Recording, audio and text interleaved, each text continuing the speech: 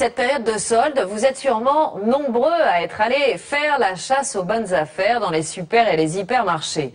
Mais derrière les rayons bien remplis, l'image d'opulence, les vitrines des galeries commerciales, les promotions, les prix cassés et les rabais alléchants, il y a une autre réalité beaucoup moins réjouissante, bien cachée celle-là aux yeux des clients.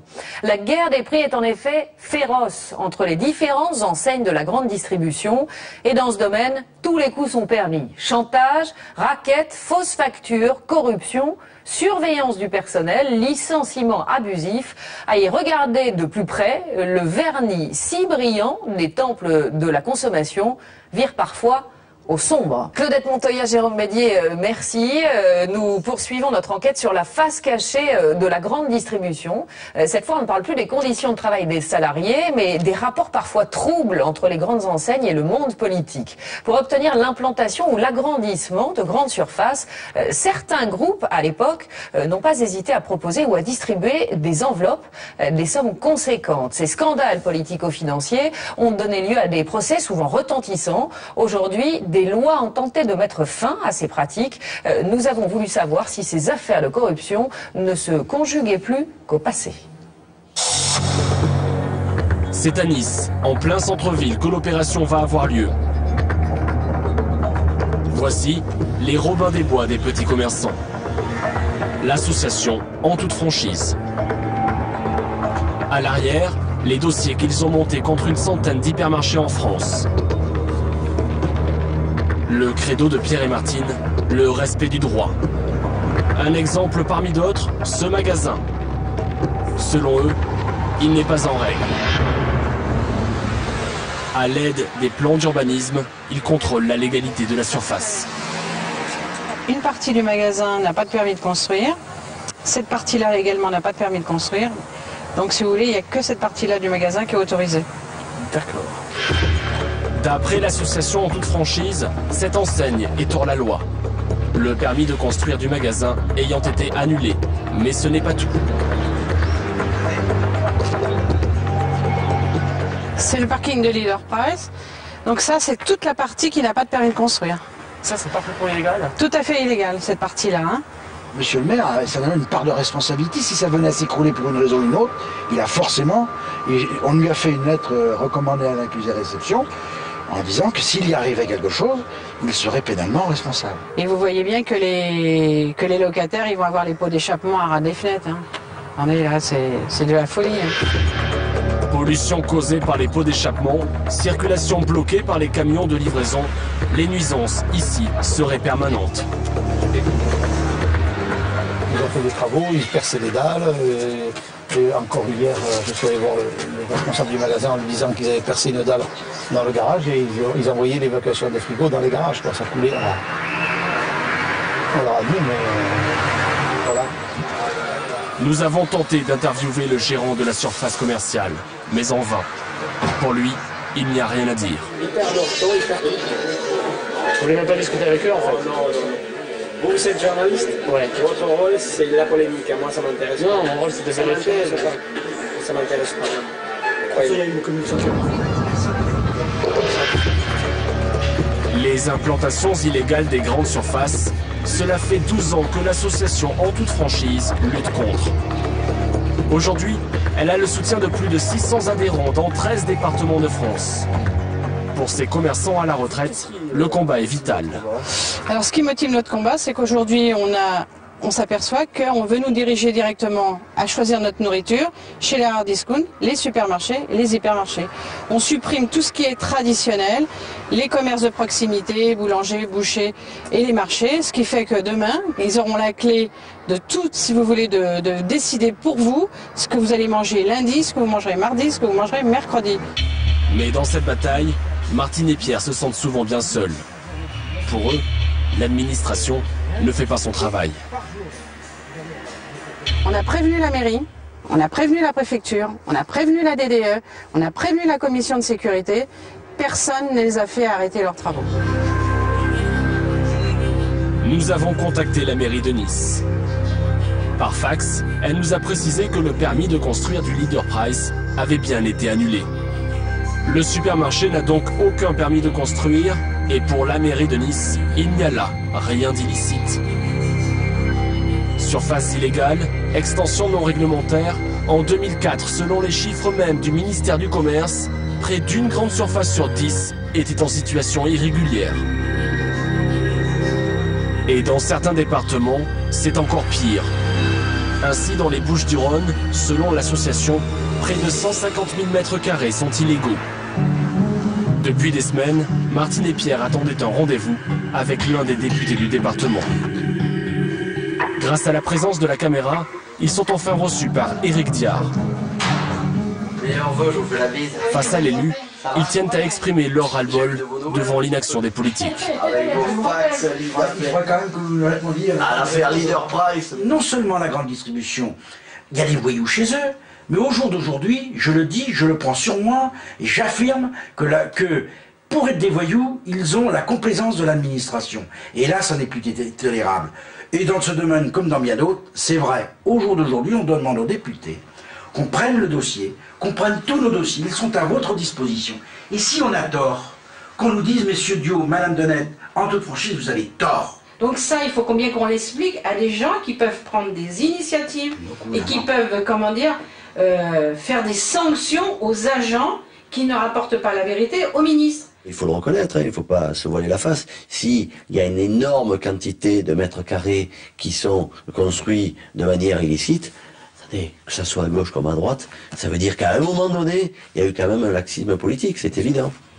Laxisme politique. Il faut dire aussi que la grande distribution sait parfois se montrer très convaincante à l'égard des élus. Comme ici, à Saucé-les-Pins, sur la commune du député. Installé depuis 2 ans, ce magasin souhaite aujourd'hui doubler sa surface commerciale. Et pour mieux séduire les élus, l'enseigne se propose de financer la construction d'un rond-point. Comme nous donnons sur une départementale, ils ont proposé à la direction des routes d'aménager la desserte, c'est conforme à la loi Sapin, c'est-à-dire soit de faire un rond-point, soit de faire une place traversante qui permet d'améliorer la sécurité sur la départementale et qui permet de mieux desservir leur parking. Mais c'est vrai que si une grande surface propose, j'allais dire, une grosse desserte, une grosse infrastructure routière, c'est vrai que, à mon avis, ça peut paraître parfois, ça peut intéresser une commune, c'est sûr. Un rond-point gratuit contre un supermarché, l'affaire est légale. Mais il y a quelques années, pour implanter une grande surface, une autre méthode avait cours, la corruption. Ce système, le premier à l'avoir dénoncé en public, c'est Michel-Édouard Leclerc. Une déclaration choc diffusée en septembre 1991.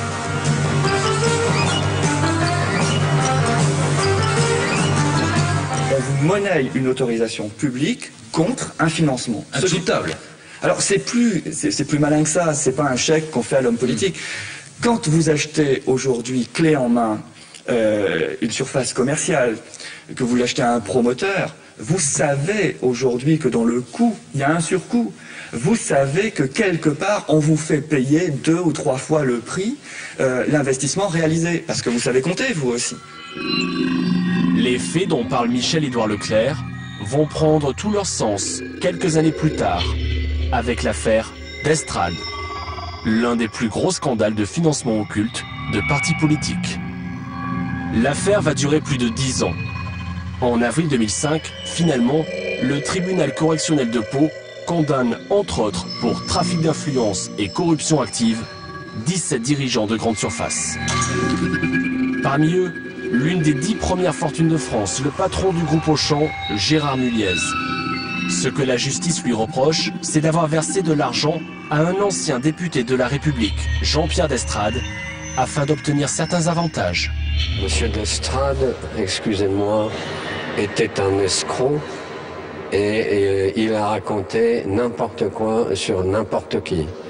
Et je suis étonné qu'on n'attache plus d'importance à un escroc qu'à un chef d'entreprise qui a travaillé depuis 50 ans pour le bien de la France et le bien des autres, et qu'on ne le croit pas lui alors qu'on croit un escroc. Jean-Pierre d'Estrade, un escroc? Pour le juge de Pau, cela n'a fait aucun doute. Condamné à 3 ans de prison, dont 1 ferme, cet ancien député socialiste a été jugé coupable de corruption passive, d'escroquerie, de faux et d'usage de faux. Mais l'homme a toujours affirmé avoir agi sur ordre pour le compte du Parti socialiste. Après 12 années d'instruction, Jean-Pierre d'Estrades accepte d'en parler publiquement pour la première fois. Selon lui, les consignes du parti étaient claires. Si un supermarché voulait s'implanter, il fallait qu'il paye.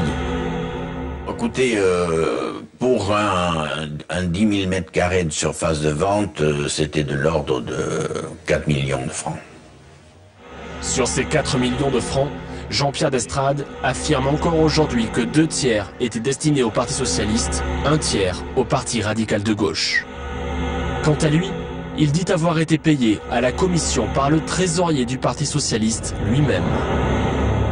Il m'a donné une fois 100 000, une fois 200 000, une fois 300, voilà, quelque chose comme ça, quoi. Et c'était des billets? Ah oui, c'était des liasses, oui. Jean-Pierre d'Estrades prétend avoir joué les intermédiaires entre le parti, les grandes surfaces et le ministre qui au final signait l'autorisation d'implantation. Ce travail de collecteur de fonds, c'est par amitié pour son témoin de mariage, Henri Emmanuelli, qu'il dit l'avoir accepté. Cette désignation était totalement officieuse. Je ne figurais pas dans l'organigramme. C'était une mission, je dirais, de confiance et aussi d'amitié, parce que nous étions très liés avec Henri Emmanuelli, que celui-ci m'avait confié.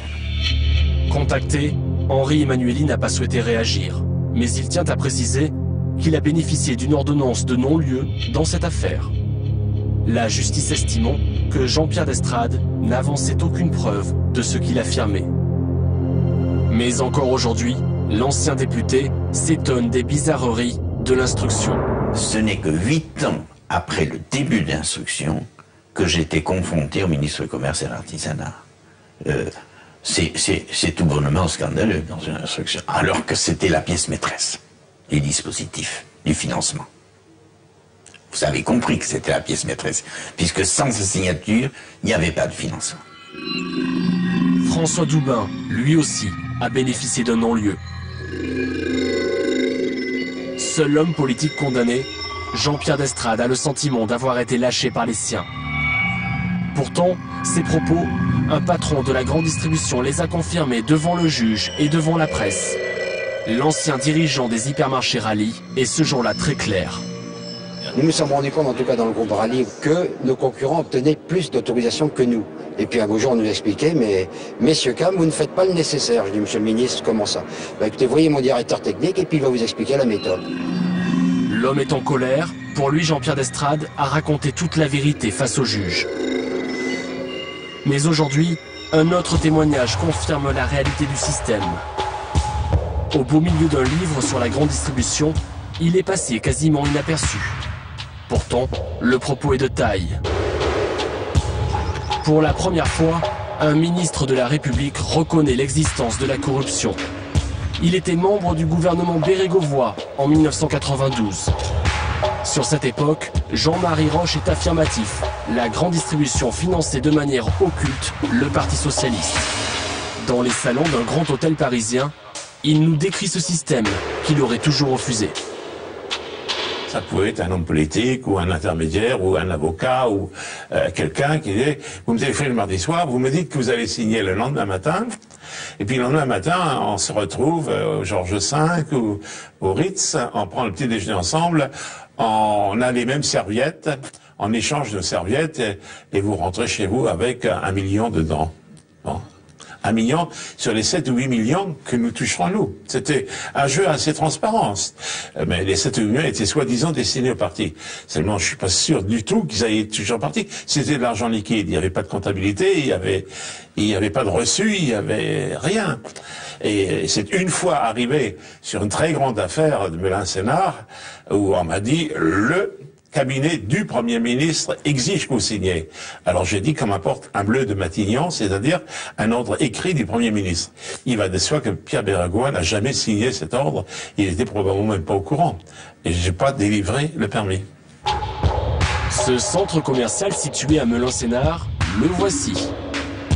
On y trouve le plus grand hypermarché d'Europe, 14 000 m² de rayons.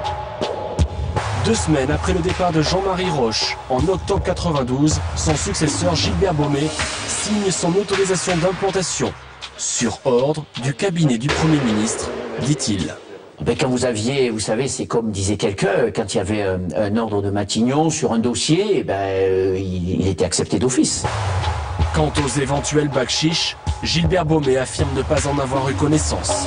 On me l'aurait proposé, je vous le dis, c'est pas une dénonciation, j'aurais fait en sorte qu'on le sache, parce que c'est trop facile de dire on m'a posé l'argent, je l'ai refusé, si on me propose de l'argent, c'est illégal, je le dis.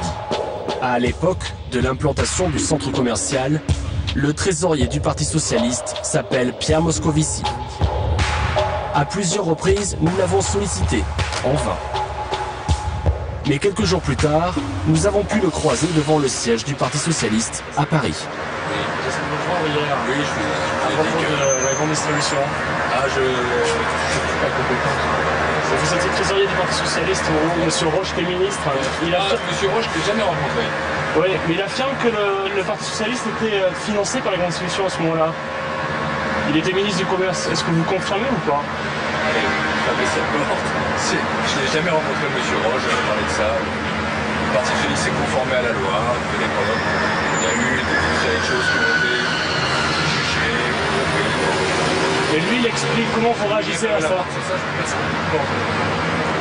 Silence. L'ancien trésorier du Parti Socialiste n'en dira pas plus. Jean-Marie Roche, qui prétend avoir gardé des preuves écrites de ce qu'il avance, ne s'était pas lui non plus exprimé publiquement au moment des faits. J'ai pas envie de dénoncer parce que j'estimais que je n'avais pas à dénoncer cela parce que c'était pas à moi, c'est comme je vous donne pas de nom aujourd'hui, c'était pas à moi de jouer le justicier là-dedans. Mais j'avais qu'une envie, c'est de quitter ce ministère, c'est-à-dire je prenais ce ministère en grippe. 2 mois après cette tentative de corruption, Jean-Marie Roche quitte le ministère du Commerce. Après avoir brisé la loi du silence il y a un peu plus de 14 ans, nous avons souhaité faire réagir à nouveau Michel-Édouard Leclerc sur le sujet. Mais visiblement, le patron le plus médiatique de la grande distribution ne souhaite plus reparler de tout ça. Donc, vous parlez de valise, c'était réellement, c'était une réalité? Non, je ne veux pas jouer ce rôle-là. Pourquoi vous ne voulez pas jouer ce rôle-là? Parce que je l'ai assez fait. Non mais vous voyez, j'ai été celui qui l'a fait, et c'est celui qu'on utilise désormais pour continuer à faire ça. Donc moi c'est fini, hein, j'ai donné. Et c'est différentiel tout ça finalement? Oui, bien sûr. Ouais. Michel-Édouard Leclerc ne souhaite pas prolonger l'interview. La caméra, elle, continue de tourner. Parce que vous en avez bavé après en avoir parlé de ça alors? Je viens de vous le dire. Ouais, c'est ça. Ça veut dire qu'après l'émission, vous avez eu des soucis? Avant aussi. Avant aussi. Dépression? Oui, bien sûr. Et là, on était dans le cœur du sujet. Bien sûr. Politique? Ouais, bien sûr. Ouais. Mais les centres Leclerc n'ont pas eu d'autorisation d'agrandissement et de création pendant 3 ans. Trop d'enjeux, trop de pression, la corruption, un sujet tabou, dans la grande distribution comme en politique. Existe-t-elle encore? À en croire le député maire Éric Diard, il n'y aurait aucun doute. Un jour de l'année 2003, dans sa mairie de Saucé-les-Pins, 2 promoteurs immobiliers lui rendent visite. Ils travaillent pour le compte d'une grande surface et ils vont lui faire une étonnante proposition. C'était vous dire, voilà, on vous implante là une surface commerciale, on a plusieurs clients, et ils glissent insensiblement, ils vous font comprendre que bon, il y a presque une valise, à l'époque ça devait faire quoi? C'était déjà, moi je parle en francs, 150 000 euros, ce qui fait 1 million de francs qui vous reviennent directement. Alors, c'est de la corruption, quoi, j'allais dire. Bon, maintenant, je pense que c'est plutôt rare. Alors, quand vous êtes un nouvel élu, soit vous faites le naïf imbécile, ou soit, j'allais dire, vous les passez par la fenêtre. Alors bon, je préférais la première solution, parce que j'ai fait celui qui n'avait pas trop compris, quoi. Le député Éric Diard dit ne pas se souvenir du nom de ses promoteurs, comme il n'aurait gardé aucune trace de cette rencontre. Reste une question. S'agissait-il d'un fait isolé, ou bien certaines pratiques sont-elles encore aujourd'hui en vigueur? Et Et nous retrouvons sur le plateau de Pièces à conviction Renaud Dutreil, ministre des PME et du Commerce, Jean-Paul Charrier, député UMP et spécialiste des dossiers de la grande distribution, et Laurence Benamou, journaliste économique à l'AFP, qui vient de signer un livre intitulé Le Grand Bazar Mondial. Une réaction, monsieur le ministre, à ce qu'on vient de voir et d'entendre dans ce reportage. D'après ce député, ce sont manifestement des pratiques qui perdurent, les tentatives de corruption. Alors la corruption peut exister où? Là où il y a une décision d'autorisation d'ouverture de surface commerciale. Donc il y a deux niveaux. Ça peut être le niveau local et ça peut être le niveau national. Sur le niveau national, qui concerne le ministre du Commerce, vous allez peut-être me dire, mais vous, mais non, on entendait Jean-Marie Roche dire je l'ai pris en grippe ce ministère, voilà, j'ai envie de le quitter. Vous n'avez pas envie de le quitter. Non, je vais vous dire pourquoi. Sur ce point-là de la corruption. Parce que depuis la loi Raffarin de 1996, c'est plus moi qui signe, c'est plus le ministre qui signe. C'est une commission nationale de l'équipement commercial, on appelle la CNEC, qui est présidée par un magistrat du Conseil d'État. Donc, moi, je ne peux plus intervenir sur une autorisation d'urbanisme commercial. J'ai plus le pouvoir. On l'a retiré au ministre du Commerce dans la loi Raffarin de 1996. Donc ça, c'est le niveau national. Après, vous avez le niveau local. Bon, là aussi, au niveau local, vous avez un système. Voilà, c'est la CDEC qui a le pouvoir de décider. C'est collégial. Donc la CDEC, il faut dire, c'est commission départementale de l'équipement commercial. Voilà. Alors, pourquoi le législateur a mis en place des commissions à la place d'un décideur unique? Parce que c'est plus difficile de corrompre 10 personnes que d'en corrompre une seule. Jean-Paul Charrier, vous êtes député UMP, spécialisé donc dans ces problèmes de grande distribution. On vous en a proposé à vous des enveloppes, ou est-ce que certains de vos collègues députés vous ont raconté des affaires pareilles? Avant 87, objectivement, nous avons été un certain nombre à dénoncer ces pratiques qui ont arrosé l'ensemble des partis politiques et l'ensemble des maires. Ce qui est à noter, c'est que les socialistes qui ont été des donneurs de leçons ont quand même été ceux qui ont le plus touché. Mais ça a arrosé tout le monde. Franchement, voilà, je pense qu'il faut être honnête là. Vraiment, ça a arrosé, je pense que le système a arrosé tout le monde. Depuis, ils se sont fait prendre, pas les autres, mais objectivement. Depuis, objectivement, moi, qui ne suis pas, vous l'avez vu tout à l'heure, forcément tendre avec certaines pratiques de la grande distribution, je n'entends plus du tout parler de corruption, que ce soit au niveau national ou au niveau local. Et comme vient de le dire le ministre, c'est à mon avis de plus en plus difficile d'acheter des autorisations d'ouverture. Alors, en revanche, il y a des pressions à l'emploi. C'est-à-dire, vous avez un projet, monsieur le maire, vous savez que ce projet, c'est 60 emplois dans votre commune.